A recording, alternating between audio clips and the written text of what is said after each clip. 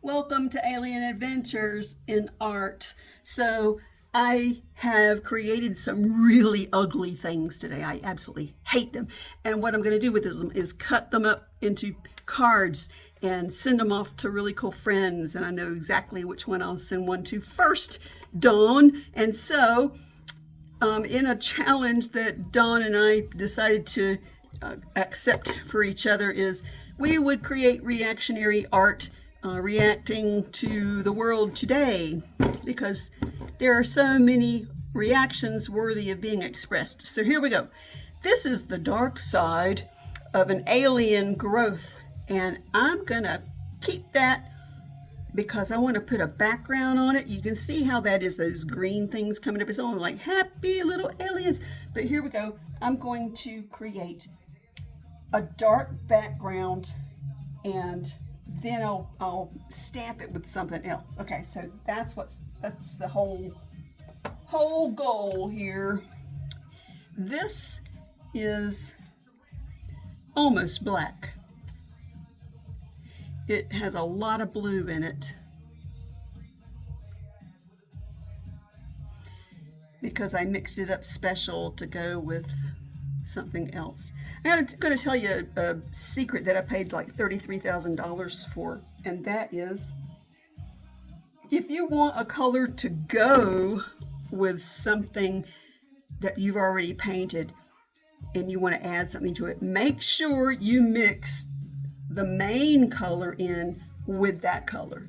If you just slap it on top of there without even thinking about what shade or hue it is, you might end up with a mess. It might not even go, but this way, if you will say, like I had a navy blue mosaic type thing that I wanted to highlight. So I got some navy blue paint and some black, and then a little bit of the red that was in a piece of tile, so it would all fit together and made that color. So when I put it next to that piece, it was perfect. I'll explain that one day, Lucy.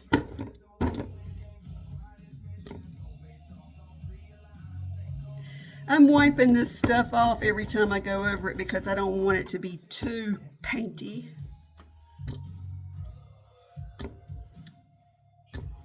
I want it to be a little bit thin. Okay. So let's see what we got there. Pardo. Okay. Again, this is Arch's hot press watercolor paper. So I was using Stonehenge printing paper, but it has flown out of the room for some reason. So I will have to do a major search. There's a really smooth side, and then there's a rough side. I'm going to use the really smooth side. So here we go. Kind of center it. No. Laying it down.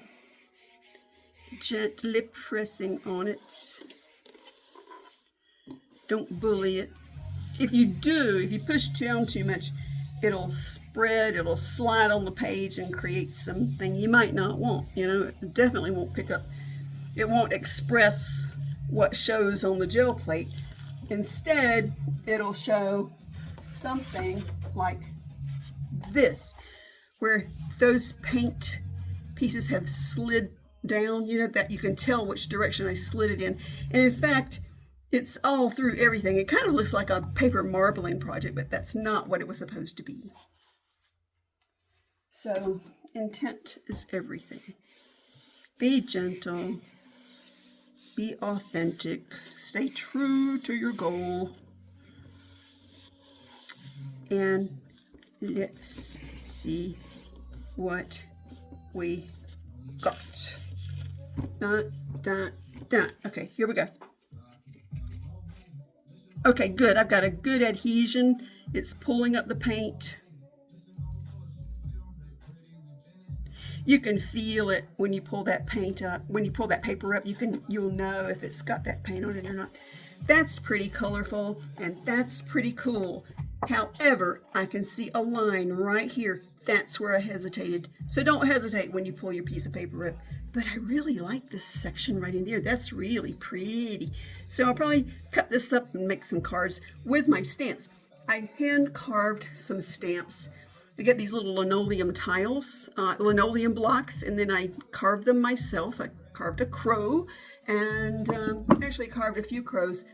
And here's a second one. When that was printed, it says caca.